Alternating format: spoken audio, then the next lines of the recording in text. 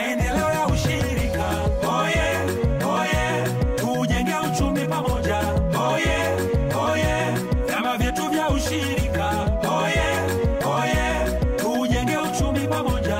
Oye, oye, tume ya maendeleo ya ushirika Tanzania, TCDC, ni taasisi ya serikali iliyoundwa kwa lengo. Oktoba mosi mwaka 2024, chama kikuu cha ushirika kinachowahudumia wakulima wilaya Tandahimba na Newala, TANECU Limited, mkoani Mtwara, kilianza safari ya kuwa na ushirika imara kwa kujenga kiwanda cha kubangua korosho katika kijiji cha Movo wilayani Newala mkoani humo. Kiwanda hicho cha kipekee kinachomilikiwa na wakulima wa TANECU, ujenzi wake uligharimu kiasi shilingi bilioni 3.4 na kina uwezo wa kubangua korosho hafi tani 3500 kwa mwaka, sawa na korosho karanga tani 875, na mitambo yenye uwezo wa kubangua tani 10 kwa shifti moja ya saa 8 na uwezo wa kuajiri wafanyakazi wa kudumu 64.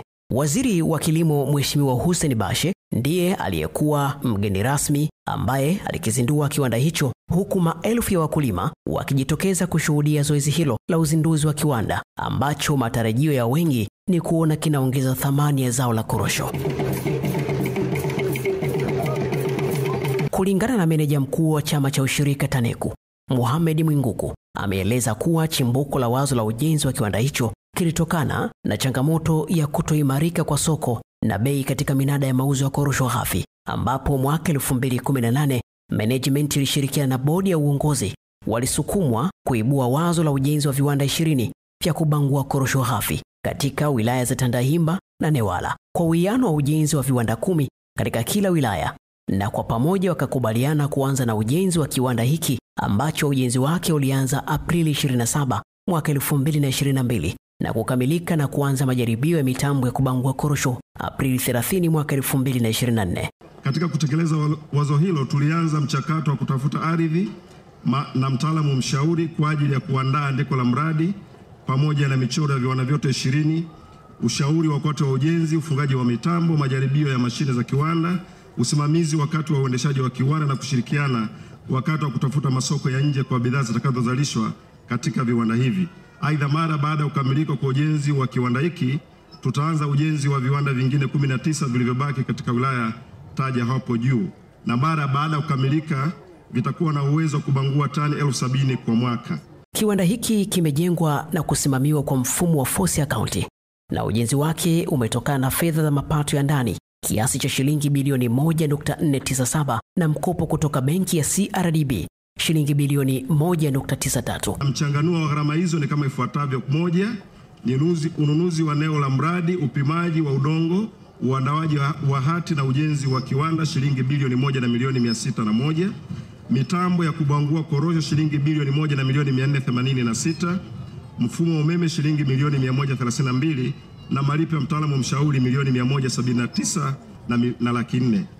Fedha za utekelezaji wa mradi huu ni mkopo wa shilingi bilioni 1 na milioni 903 kutoka benki ya CRDB na shilingi bilioni 1 na milioni 497 kutoka mapato ya ndani ya TANECU, ambayo ni sawa na 44% ya gharama ya mradi. Utekelezaji wa mradi huu wa ujenzi wa kiwanda unaunga mkono mpango wa serikali wa kuhakikisha kwamba ifikapo mwaka 2030 korosho zote hafi ziwe zinabanguliwa hapa nchini, na ndiyo maana chama cha TANECU kimejiwekea mkakati wa kujenga viwanda 20 vya kubangua korosho ambavyo vitakuwa na uwezo wa kubangua korosho hafi tani 70,000 kwa mwaka, ambazo sawa na korosho karanga tani 17,500 kama inavyofafanuliwa na meneja mkuu Mohamed Mwinguku. Baada ya kongani zote 20 kukamilika, tutaweza kubangua korosho hafi tani 70,000 kwa mwaka, sawa na uzalishaji wa korosho karanga tani 17,500 ama kilo milioni 17 na laki 5. Sambamba na hilo, uwezo wa mitambo hii uliojionea dakika chache zilizopita ni kubangua korosho ghafi tani 10 kwa shifti moja ya saa 8. Mheshimiwa Waziri, mauzo yanayotarajiwa kutoka katika kiwanda hiki kwa mwaka, endapo tutauza kilo moja ya korosho ghafi dola za Kimarekani 6, ni sawa na dola milioni 5,250,000, sawa na wasa na shilingi bilioni 14.7. Naye mwenyekiti wa chama cha ushirika TANECU, Karimu Chipola, akapata nafasi ya kutoa neno kwa niaba ya wakulima. matunda yameonekana. Mwaka jana tumeweza kupandisha uzalishaji kutoka tani 33,000 hadi kufika tani 74,000. Kwa msimu huu, Mheshimiwa Waziri, ni kuthibitishie tunazalisha zaidi ya tani 100,000. Aidha, akatumia nafasi hiyo kuiomba serikali kukiwezesha chama cha ushirika TANECU ili kiweze kutimiza dhamira yake ya kujenga viwanda vya kubangua korosho ili kuongeza thamani ya mazao ya wakulima. Sasa kwa sababu viongozi wengi wameshasema, mimi kama kiongozi wa ushirika wa TANECU, lakini kama vijana wako ambao tumetimiza azma ya serikali, ni kuombe, ni kusisitize kutokana na kauli ya Mheshimiwa mbunge wa jimbo la Tandahimba, uone jinsi ya kusapoti TANECU. Na mimi najua Mheshimiwa Waziri una nia njema kwa wakulima, kwa sababu ni waziri pekee ambaye umepambana kutumia mabilioni ya pesa kuwasapoti wakulima hawa. Viongozi mbalimbali walioshuhudia uzinduzi huu nao walipata nafasi ya kutoa salamu za pongezi kwa wanaushirika wa TANECU wakiongozwa na mkuu wa mkoa wa Mtwara, Kanali Patrick Sawala. Hivyo Mheshimiwa mgeni rasmi, nirudie tena tu kuwapongeza viongozi na wanachama wa TANECU wakiongozwa na bodi nzima kwa dhamira ya kuwa na kiwanda hiki, wakaitekeleza kwa vitendo na leo hii umekizindua. Niwashukuru pia wadau wa maendeleo ambao walikuwa bega kwa bega na TANECU na vile vile wanafika kwenye maofisi yetu katika kutoa ushauri ambao nasi tulikuwa tunafikisha kwa wenzetu wa TANECU. Hatimaye leo tumeshuhudia haya. Tunawashukuru sana na muendelee kama alivyoongea MC. Huu ni mwanzo, kiwanda cha kwanza, lakini tutarajie viwanda vingine vingi katika ushirika huu wa TANECU. Lakini nawashukuru sana kwa sababu mmewaalika wanaushirika wengine kutoka Tanzania mzima. Wamekuja kujifunza kwamba kumbe inawezekana, wanaushirika inawezekana. Leo mnaona hapa Mmovo kiwanda kimesimama na korosho zinabanguliwa. Tunawashukuru sana. Hatua nimeiona ni kubwa na wanastahili pongezi kubwa. Lakini la tatu na la mwisho ni lile agizo la sisi kuja kujifunza. Nimewaambia wenzangu wa mkoa wa Ruvuma watangulie, waje wajifunze, na mimi nitakuja kuungana nao, na tutakaporudi waniandikie taarifa ya walichojifunza ili na mimi niandike taarifa kupeleka kwa Mheshimiwa Rais kama alivyotuagiza kuja kujifunza Mtwara kupitia TANECU. Ukafika wasaa wa mrajisi mkuu wa vyama vya ushirika nchini, Dr. Benson Ndiege, kusema chochote. Ndipo alipoueleza umma kuwa hatua hiyo ya ujenzi wa kiwanda cha wanaushirika ni matokeo utekelezaji wa ajenda ya 1030 yenye lengo la kuhakikisha sekta ya kilimo inakuwa kwa 10% ifikapo mwaka 2030. Wananchi wa Newala na Imba, hiki kiwanda kinamilikiwa na wananchi. Huu ni wekezaji wa kipekee kabisa, tofauti kabisa na viwanda vingine vya korosho tulivyonavyo. Vinamilikiwa na mtu mmoja mmoja. Kiwanda hiki ni cha kwenu. Ombi letu sisi kama Tume ya Maendeleo ya Ushirika na serikali ni kwamba hebu tukilinde hiki kiwanda. Amesema Tume ya Maendeleo ya Ushirika ina vipaumbele 7 na kipaumbele cha 3 ni kuhakikisha vyama vya ushirika vinakuwa kibiashara na sio kwa kutoa huduma, na ndiyo eneo mojawapo ambalo limetekelezwa na chama kikuu cha ushirika TANECU. Namna pekee ni kukabidhi hivi viwanda vimilikiwe na wanaushirika wenyewe, na tunatengeneza mfumo ambao huu utakuwa ni uwekezaji wa mkulima mmoja mmoja kama tulivyofanya kwenye benki ya ushirika. Hatutegemei kurudi tena kwenye hali hii iliyotokea miaka ya nyuma. Aidha, Dr. Ndiege akatumia wasaa huo kunadi mikakati ya Tume ya Maendeleo ya Ushirika kwa siku zijazo. Kwa hiyo tunapotoka hapa tunapenda kuona kila mmoja, na uzuri Mheshimiwa mgeni rasmi, tumepeana kabisa utaratibu. Kila chama kikuu wameleta mpango wa uwekezaji kwenye ofisi ya Tume ya Maendeleo ya Ushirika. Kwa hiyo tunategemea sasa ile mipango ambayo na mimi nimeahidi mbele ya waziri kwamba sasa twende tukaitekeleze na matokeo yaweze kuonekana. Mheshimiwa Rais juzi tarehe 10 mwezi wa 8 alituhakikishia kwamba namna pekee ya kuweza kumfikia mkulima, mfugaji, mvuvi mdogo kule chini ni kutumia ushirika, na ametupa nguvu kubwa kama wanaushirika. Kwa hiyo naomba sana mkasimamie hilo na tuhakikishe kwamba tunafanya mabadiliko.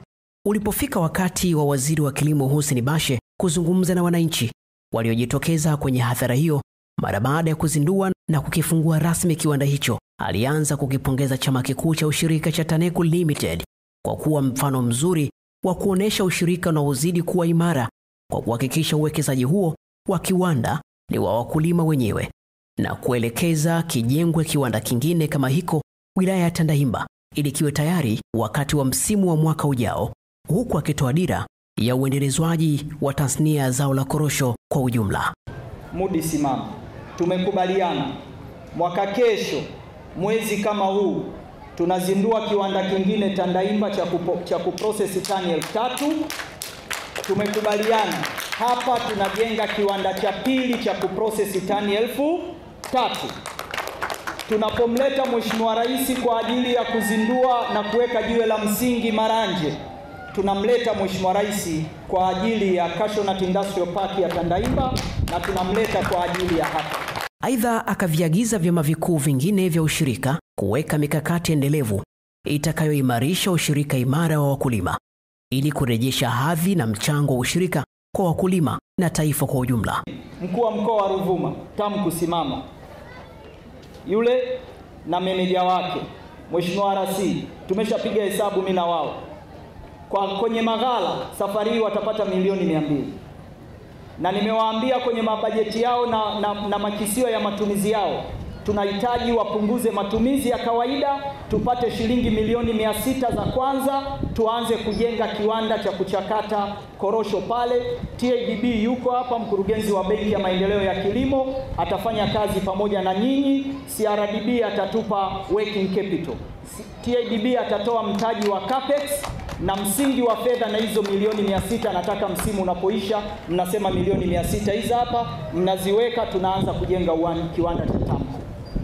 Ili linawezekana, fedha zipo, ninazifahamu, ninaziona, ninajua wanavyozitumia. Matarajio ya wakulima ni makubwa juu ya uendelezwaji wa zao la korosho kufuatia ujenzi huo wa kiwanda, kama wenyewe wanavyoelezea furaha yao baada ya kufunguliwa rasmi. Kwa hiyo tunashukuru sana kwa uzinduzi wa hichi kiwanda, na tunamshukuru mwenyekiti wetu wa TANECU Karimu Chipola kwa juhudi anazozifanya kuisimamia vizuri TANECU na mpaka mazingira haya aliyoonyesha. Yani Mungu tunamuomba amzidishie baraka.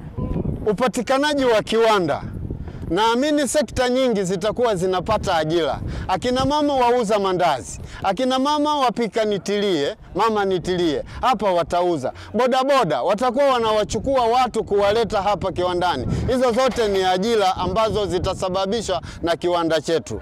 Kwa hiyo tujipongeze kwa ukulima wa korosho na kupata kiwanda kama hiki kilichopo. Kwa hiyo nashukuru sana kwa serikali ya Tanzania ikiwemo na Mama Samia kama ndo kiongozi, kwa kazi yake mzuri.